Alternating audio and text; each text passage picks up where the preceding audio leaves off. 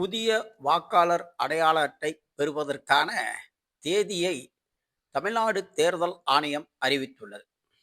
நீங்கள் புதியதாக வாக்காளர் அடையாள அட்டை பெற வேண்டுமா? உங்களிடம் முகவரி சான்றிதழ், வயது நிரூபிக்கும் சான்றிதழ், அதாவது பாஸ்போர்ட், 10th டிசி அல்லது gas bill, ration card, Aadhaar card ஏதாவது ஒன்றை நீங்கள் சான்றிதழாக இணைக்க வேண்டும். அதன் பின்பு உங்களுடைய புகைப்படம். இப்படி இணைக்கப்படும் சான்றிதழுடன் ஃபார்ம் 6ஐ ஃபில்அப் செய்து கொடுத்தால் புதிய வாக்காளர் அடையாள அட்டை உங்களை தேடி வரும். நீங்கள் ஆன்லைனிலும் இதை விண்ணப்பிக்கலாம்.